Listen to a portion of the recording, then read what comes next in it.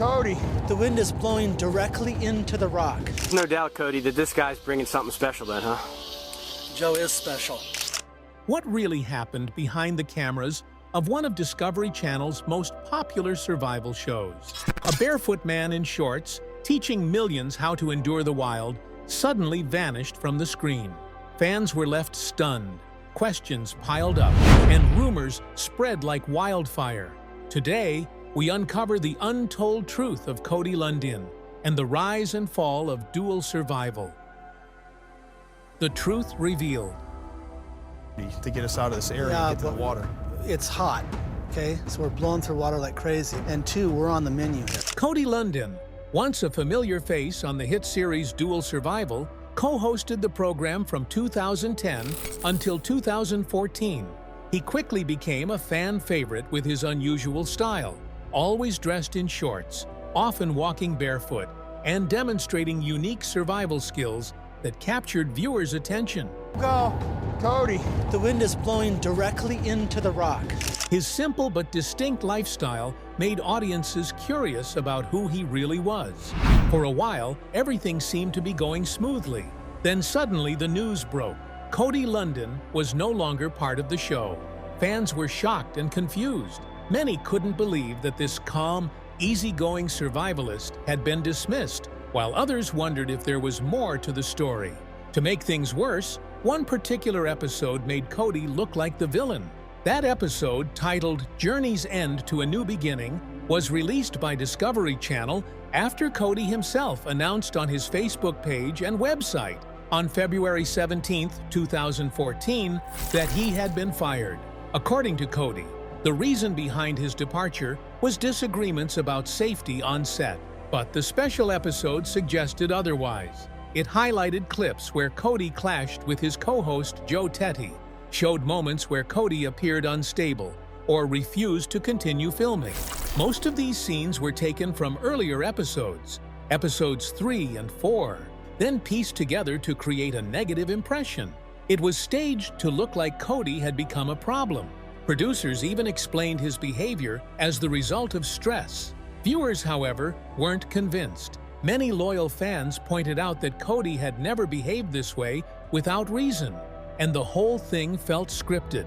Rocky Mountain Bushcraft covered the controversy, and Discovery responded with a carefully worded statement. We are always striving to bring different approaches to survival television. We felt it was time for a change. We had a good run with Cody and wish him the best. This response angered Cody. He felt defamed and took to Facebook to share his side under the headline, Dual Survival Defamation. In his post, he accused the network of spreading lies, calling their actions inaccurate, uncalled for, unacceptable, and untrue. He made it clear that legal action was on the table. His statement read, "Hi campers, taking the high road does not mean letting dishonest people walk all over you. Discovery Communications and Original Productions have tried to smear my name by editing footage out of context. A cease and desist letter was already sent, yet ignored. What they did to both me and the viewers is without conscience." He went on, "Their so-called behind-the-scenes episode was actually Plan B. Their original Plan A, which I refused to join, would have been even more damaging and dishonest. I'm grateful for the massive support I've received. Thousands of you sent letters, emails, and messages. Some even shared how my role helped teach their kids survival skills. And now my dismissal is teaching them the value of staying true to themselves. We can all lose jobs or friends, but if we give up our integrity, we lose something far greater." Cody also reminded fans that early press releases had claimed he would return for the full 4th season. Not true. Later, other releases implied that he quit. Again, not true. Eventually, they hinted that he could no longer handle the show. Another claim he rejected, saying it questioned his decades of experience and survival expertise. In later posts, Cody revealed further concerns. "I'm stunned that Discovery would treat people this way. Shows like this must be made responsibly, with utmost care for safety, both for the hosts and the crew. Neglecting this responsibility could lead to tragic consequences. I have raised this issue repeatedly, but it was ignored." Meanwhile, Joe Tetty, a veteran of military and government operations, sided with the network. He insisted the firing was about safety and defended Discovery's decision, reinforcing the idea of a conspiracy against Cody. His loyalty to the producers only fueled suspicions that Cody had been pushed out unfairly. As tensions rose, Cody decided to fight back in court. He sued Discovery Communications, accusing them of deliberately editing footage to make him look mentally unstable. But despite his determination, the case didn't end in his favor. A federal judge in Arizona reviewed the controversial episode. Judge Rosalind Silver acknowledged that while some scenes were exaggerated, others were technically true. In the end, she ruled that there was nothing legally actionable. Yet the legal process itself revealed just how heavily manipulated the so-called reality show really was. During the hearings, it came out that the show often misled viewers. For instance, it pretended the hosts had little access to food or water, when in reality, they dined at hotels and catered camps. One episode staged Joe Tetty killing a pig that had actually been tied up for him. Another planted a rattlesnake on set to make it look like the hosts had stumbled upon it in the wild. The judge noted that the farewell episode portrayed Cody as unstable, rambling, and burned out. Cody argued this was a false narrative, but the court said the editing did not legally amount to defamation. Although she admitted the show often staged events, the judge concluded the portrayal of Cody was within the producer's rights. Fans, however, weren't convinced. Online, they rallied behind Cody.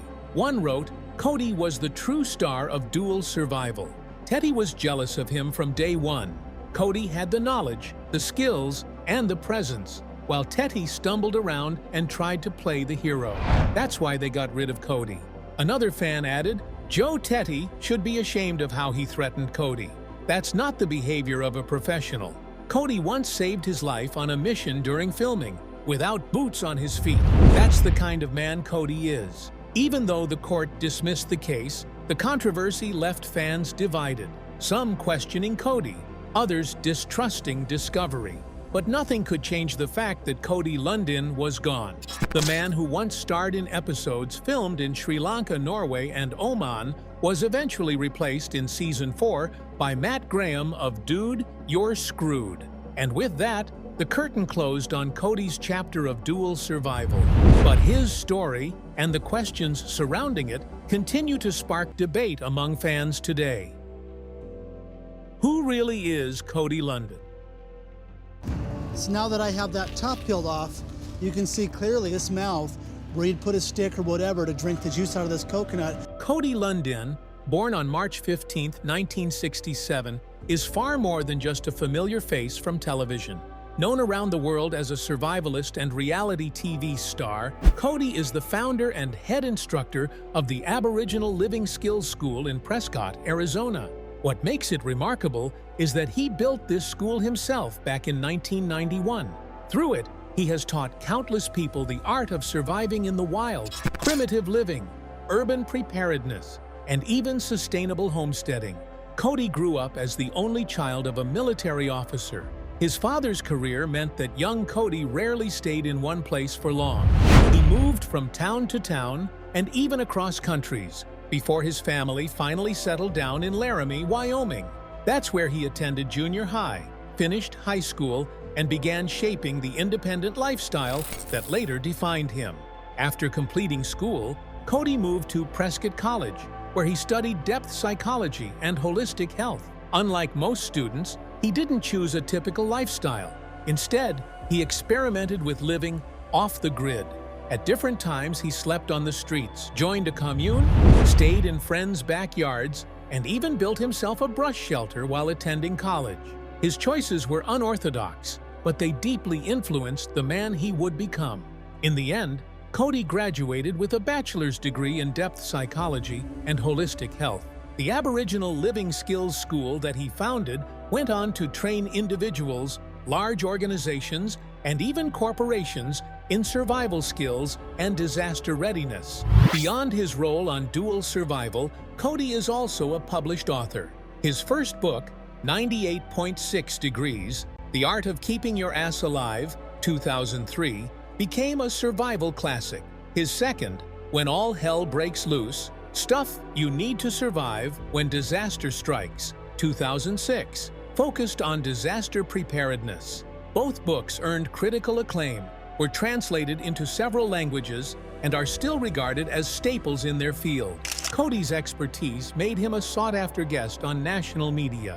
He has appeared on The Today Show, Good Morning America, CNN, and PBS. Beyond the screen, he has consulted for FEMA, the United States Forest Service, and other organizations concerned with disaster readiness. He even wrote the foreword for Steve Hart's Citizen Survivor's Handbook, a parody guide modeled after British wartime propaganda that emphasizes psychological strength in hard times. In 2004, Cody also hosted Lost in the Wild, another Discovery Channel survival series. When it comes to his personal life, Cody has always kept things private. He has never gone public with relationships, nor has he married or had children. The only glimpse he's shared with fans is his extraordinary home. Cody designed and built a passive solar earth house in the high desert of northern Arizona, where he lives completely off the grid. He collects rainwater, composts waste, and lives without paying any utility bills. Despite having no heating or air conditioning, his house maintains a stable 72 degrees Fahrenheit year-round. On his website, Cody once described how his home works. It's winter in the high desert as I write this, and last night the outside thermometer dropped to 9 degrees Fahrenheit, minus 13 degrees Celsius. It was part of the same storm system that left 500,000 people without power in the Midwest. But my home remained a warm 72 degrees Fahrenheit, and it did so without conventional energy or burning wood. That's the miracle of passive solar. He further explained, by aligning my house to the solar south and designing the correct window-to-floor ratio, I allow sunlight to soak into my stone floor during the day. At night, that stone radiates the heat back into the house. Insulation and thermal mass keep the warmth inside, even during cloudy spells. The process repeats daily, making my home sustainable and reliable. This unconventional home perfectly reflects his philosophy of living in harmony with nature. For more than 25 years, Cody has also chosen not to wear shoes or pants. Instead, he embraces his barefoot lifestyle, braids his hair into pigtails with ribbons, and carries his trusty Mora knife, affectionately nicknamed Honey. He once even spent 2 full years living outdoors in a brush shelter, proving his commitment to the lifestyle he teaches. Yet behind his unusual choices lies a serious purpose. Cody has devoted his life to helping others reconnect with nature and understand the importance of sustainability. His courses, books, and public appearances have inspired thousands to build resilience and respect the natural world. Though many assume his minimalist lifestyle leaves him with little wealth, Cody has built a respectable net worth of about $1.5 million. Where is Cody Lundin today? Even after his controversial exit from dual survival, Cody never abandoned his mission. He continues to run the Aboriginal Living Skills School, training students in survival, preparedness, and self-reliance. In 2024, he introduced The Survival Show with Cody Lundin, a parody meets variety program blending humor, education, and survival training. Drawing inspiration from shows like Saturday Night Live, this new project gives Cody a fresh way to share his knowledge while entertaining audiences. Through these ventures, Cody remains a strong voice in the survivalist community. His influence now stretches beyond television. He has inspired a new generation of outdoor enthusiasts and preppers to embrace self-reliance and sustainability. As global environmental challenges continue to rise, his teachings are perhaps more relevant than ever. Cody Lundin continues to stand as a reminder that survival is not just about technique, but also about attitude, integrity, and harmony with nature.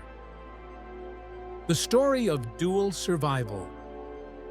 Dual Survival was one of Discovery Channel's most gripping reality shows, dropping audiences into the harshest corners of the world.